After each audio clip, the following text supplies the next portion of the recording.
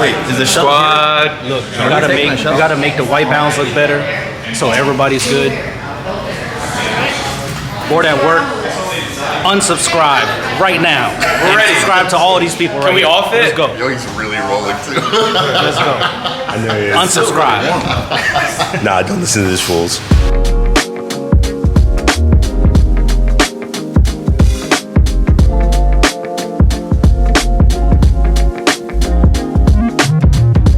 It is good to be back home from the Galaxy Unpacked event. It was fun, especially seeing all my friends in town.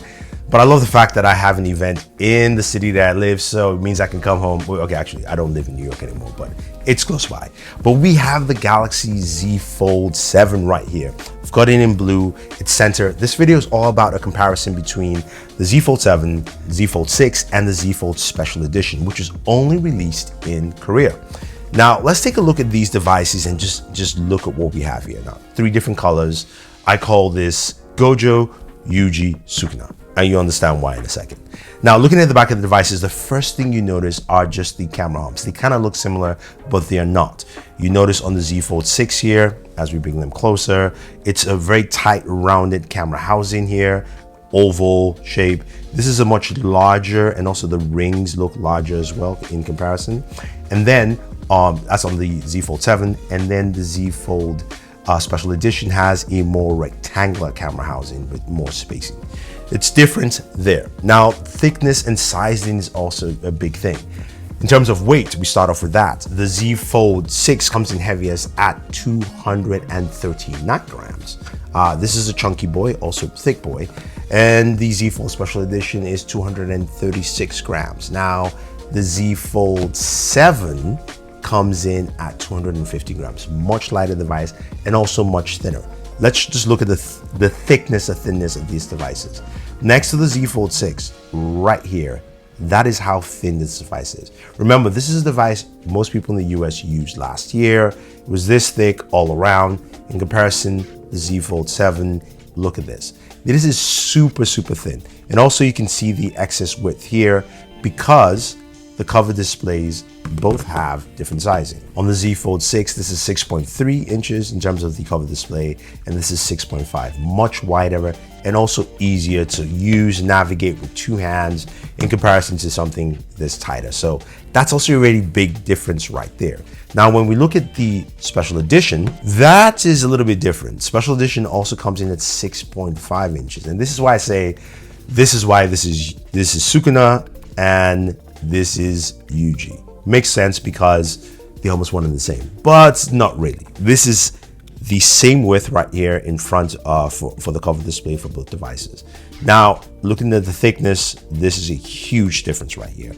This is still a thick device, not as thick as the Z Fold 6, but the 7 here has just a nice difference with them in terms of thickness. Having cover displays open for all devices, with the Galaxy Z Fold 6, this is 7.6 inches. This is also smaller in size compared to the 8 inches on the Z Fold 7. Now, the Z Fold 7 has the same screen size internally as the Z Fold Special Edition at 8 inches. So both of these have the same internal display size. But again, the size difference and the thinness really shows. If we stack it up together, the Special Edition, boom. That is the super thin. If we stack it up against the Z Fold 6 that we know, oof, that's the difference. Plus, you can see the height. It makes this device just much more appeasing to own. Like, look at how thin it is all around. And it's also really comfortable. That's one of the biggest things you find with this device is that the Z Fold 7 feels more like a smartphone, a regular smartphone to home. Now, speaking of a regular smartphone, what about the Galaxy S25 Ultra? Now, the S25 Ultra has just a wider spacing here. I mean, this thing is super, super thin in comparison. I mean, it's pretty much the same thickness as my S25 Ultra. Take a look at this. Let's just stack this in front for you guys so you can see. Take a closer look right there. That is impressive. Now, a couple of things I want to also check out with these devices are the speakers. We've got, of course, Rear firing speakers on both top and bottom, so you've got those open slits for all three of them. How well does it sound? How well does it stack up? Is it something that a lot of people will like? Is it something that will play well? Let's take a listen.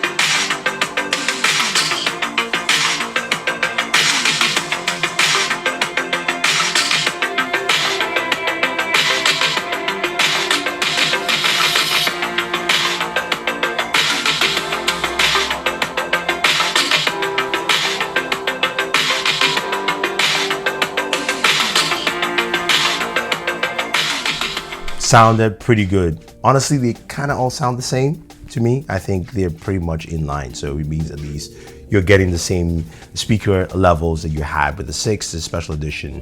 Same here on the Fold 7. Now the cameras. This is a very big thing for this device. Samsung talked about Ultra unfolding because this is the same camera setup, at least close to it, as the Galaxy S25 Ultra. What that means is that on the Galaxy Z Fold 7, you've got a 200 megapixel camera sensor. Yes, the Z Fold Special Edition has a 200 megapixel sensor, but that's from the S24.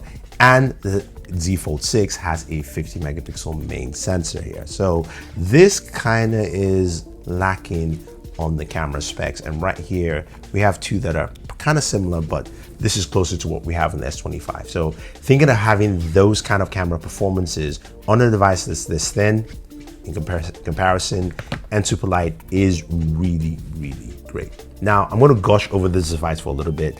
And it's funny because I was looking at some of the comments on my short form. They said Samsung paid all of us to gush on this. No, they didn't. It's just the fact that we're having this device this year. And to be fair, there are other devices from manufacturers like Oppo and Honor that are super thin as well. I think Honor has quote unquote the thinnest by 0.1 millimeters. They're pretty much the same thickness, if you will. But this device is really solid. It's what we've been waiting for in terms of the thinness. We have One UI there, the years of updates, 7 years of update that Samsung provides, the 200 megapixel sensor. I love the color. There's colors for everyone, but it feels really comfortable and it feels very familiar. That is why a lot of people are really surprised by it. And to be fair, most people in the US and in the UK don't have full access to devices from, say, the Oppos and Honors. So that's why this is very interesting and special. So what I'm going to be doing is fully switching. And yes, I know it sounds like a typical clickbait, but remember, this now is the size of the S25 Ultra. So for me, I'm going to be switching to this device. Yes, it doesn't have S Pen support. Samsung did say because this doesn't have, this is super thin, which means they can't put a digitizer underneath. But to be fair, I haven't used my S Pen that much in this last year. Battery life is the same across all three, which is disappointing. 4400, 4400, 4400. Samsung hasn't switched to silicon carbon, so we don't have bigger batteries and would love to see that there. Though, to be fair, this is running the Snapdragon 8 Elite. These two are running the Snapdragon 8 Gen 3. So this is a much more optimized processor to give us better battery life. We'll see how it works. It'll be interesting to see how I use this device, the Galaxy Z Fold 7, as my main device. I think I will be able to use this. And it's great, which means I don't really need to take my tablet anymore. I've got a super light 8-inch tablet right here. That is a big thing. That is huge. That is great. And I can't wait to check it out. I know I'm rambling right now, I'm talking, but it's just been a lot of fun. So enjoy. Stay tuned, guys. I will have my gaming video. I will have my video talking about how I switched. Also talk about this bad boy here, the Galaxy Watch 8 Classic. But let's go ahead and wrap this video. I've been rambling for too long. Thank you very much, guys. A lot of fun and always enjoy entertainment.